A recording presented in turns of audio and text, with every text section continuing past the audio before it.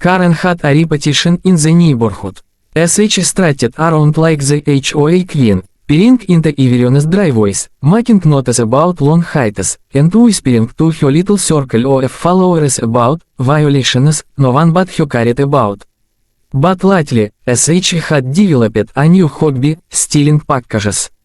Marcus, a calm and hard-working man who had just moved into the community, noticed it almost immediately. His deliveries never made it to his porch. At first, he thought maybe they were misplaced. But then he caught a glimpse one afternoon, Karen bending down in broad daylight, snatching a brown Amazon box off his teeth and walking away like it was hers.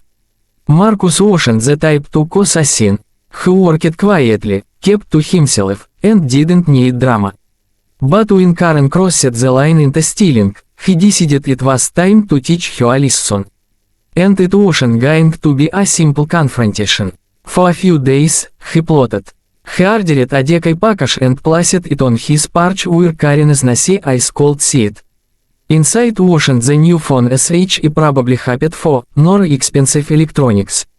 No, Marcus had carefully placed a small cage inside with a very unneat passenger, a skunk had humanly trapped near the edge of his property. That afternoon, right on Karen swooped in like a hawk. SH strutted up his driveway, checked over her shoulder, then grabbed the box with greedy hands. The weight didn't stop her, SH thought it was something valuable. SH even smirked as SH tucked it under her arm and scurried off to her garage. Moments later, the entire neighborhood heard the shriek. It was a scream so sharp it sent dogs backing up and down the street. Karen's garage door flew open, and SH stumbled out gagging, waving her hands, her eyes watering. The package tumbled to the driveway, broken open, and the furious skunk waddled out, tail raised high like a flag of revenge. Marcus, sitting calmly on his porch with an iced tea, just raised his glass.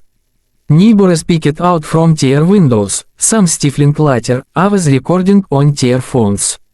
Karen was running circles in her yard, her expensive blouse ruined, the stench following her like a storm cloud. From that day on, Karen talked twice before touching anonymous deliveries. And Marcus, he had finally become the quiet hero of the neighborhood. Karen had lived in the neighborhood for years, and everyone knew her reputation. SH wasn't officially part of the HOA board, but SH acted as to SH ran the entire community. SH was the self-proclaimed watchdog of lawns, driveways, and fences. If a neighbor's grasses grew half an inch too high, Karen was the first to send a friendly reminder email. If someone forgot to bring in their trash bin by noon, SH was on the phone with the HOA. SH had no real power, but SH enjoyed the control that came from intimidation. When Marcus moved in, Karen saw him as fresh prey. He was quiet, kept to himself, and worked long hours. His house was neat, his lawn trimmed, and his car clean. But that didn't stop Karen from keeping a close eye on him. SH couldn't stand people SH couldn't push around. It wasn't long before Marcus noticed something strange.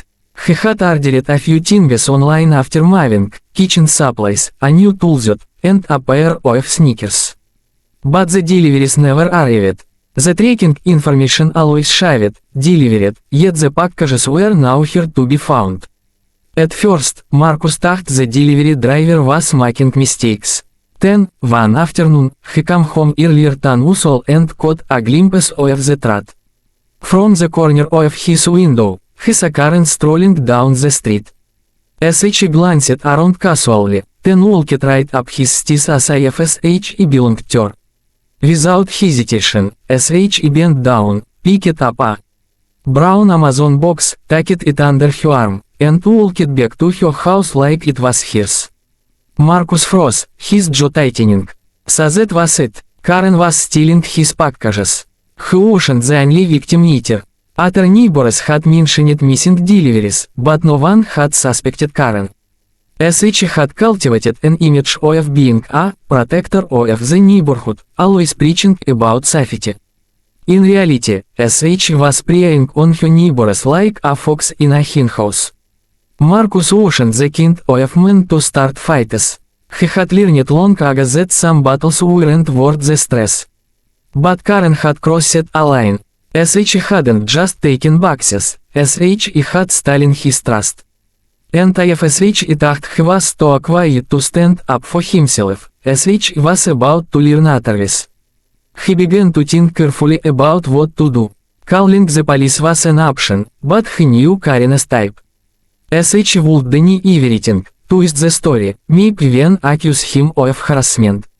Neighbors like her always played the victim when cornered. No, if Marcus wanted to stop her, he needed to do it in a way that left no room for excuses.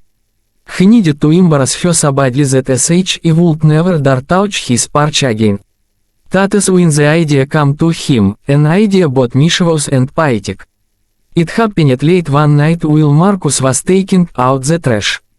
A rustling sound caught his attention near the edge of his property.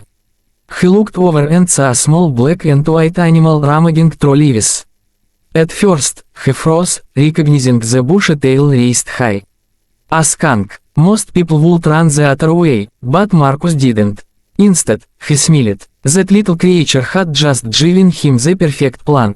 The next day, Marcus set a human trap in the wooded area behind his house. By the following morning, his plan was already coming together. The skunk had wandered inside the trap, safe and unharmed but very much annoyed. Marcus carefully covered the catch with a thick blanket to keep the animal calm and carried it to his garage. He had no intention of hurting it, only of letting it teach Karen a lesson SH would never forget. Marcus ordered a fake package online, submitting chip, just to jet the box. When it arrived, he carefully prepared it, cutting it open and placing the small catch inside. The skunk shuffled around, restless, and Marcus smiled. He secured the box shut with tape, leaving just enough airflow for the animal, then set it out on his porch right where Karen could see it. All that was left was to wait. Sure enough, it didn't take long. Around noon, Marcus heard the familiar sound of Karen's footsteps on the sidewalk. He didn't even need to peek, he knew her routine.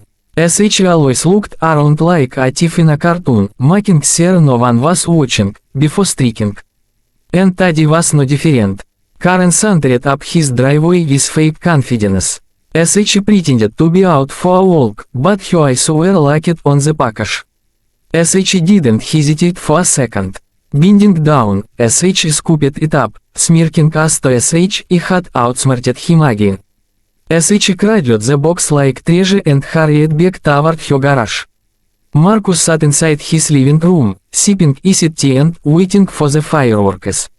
The scream came only a minute later. It was sharp, shrill, and full of panic. The sound echoed down the street, making curtains twitch and doors crack open as neighbors peeked outside. The garage door flew open, and out stumbled Karen, gagging and flailing her arms. Her hair was wild, her blouse stained, and her face twisted in horror. Behind her, the package lay shattered open, and waddling out with its tail raised high was the furious skunk. Karen shrieked again, waving her arms and trying to outrun the smell that now clung to her like a curse. SH stumbled across her driveway, tripping over her own feet, while the skunk strutted away unharmed, leaving chaos in its wake. Marcus stepped out onto his porch, calm as ever, holding his glass of tea. He didn't say a word. He just lifted his drink slightly, as if tasting the scene. Neighbors whispered from their windows. Some were lying quietly, others holding up phones to record the moment. Karen, once the self-proclaimed queen of the HOA, was now the neighborhood's livestock. From that day on, not a single package went missing from Marcus' porch or anyone else's. Karen avoided his side of the street entirely, her head down, her pride shattered. And Marcus, he enjoyed the peace, knowing he had solved the problem without lifting a finger in anger. He had let justice come wrapped in cardboard, delivered by nature itself.